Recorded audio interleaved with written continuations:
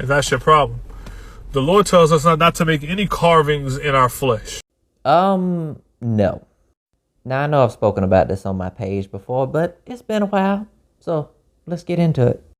First of all, if we are going to quote scripture, then as we know, we need to quote the entire verse, and oftentimes the verses beforehand and afterhand, depending on the context of what is being written, in order to understand what is being said. We also have to read and understand said scripture from the culture and the context within which it was written, as well as the surrounding cultures. Not trying to read it from a Western, white, European, American mindset, culture, whatever. And as I always say, this is what happens when people don't learn to read and study Hebrew. Now, in the book of Vayikra, also commonly known as Leviticus, that is where that verse is found. Oftentimes in more modern versions of the scripture that you see sold in stores today, you will see them replace the word mark with tattoo. That is linguistically incorrect. And as you can imagine, that is done because the prevailing religion wants to push a certain agenda, not because they want to accurately translate the scriptures. People don't want you to think for yourself and study to show yourself approved. The Hebrew word in that verse says to mark, not to tattoo.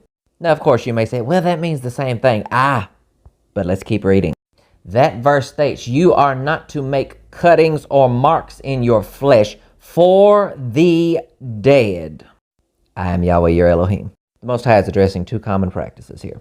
One being in mourning, the surrounding nations would gash or cut themselves with stones, knives, swords, whatever, in their mourning practices. They would often cremate their dead, and they would take the ashes of their cremated loved one and smear it in the cut so that when it healed over, it'd be a permanent mark. So cutting your flesh for the dead is in reference to self-harm during mourning. And this marking of your flesh for the dead can also refer to the scars that leaves behind. And that mark also refers to the mark that would be left behind by putting the ashes in there, because it would be a permanent dark mark. And yes, the surrounding nations would also mark their flesh with primordial tattoos, again, that would have the ashes of their loved ones sprinkled into the ink that they would use. This could have been done for spell work, for attaching spirits, etc. Either way, it is referring to mourning practices and self-harm, and in certain cases, placing ashes in the cuts.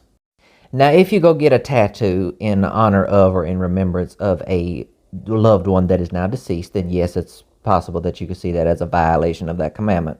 But getting a tattoo because you're led by Yah or by whatever reason besides for the dead, nothing wrong with that. It doesn't violate the commandment.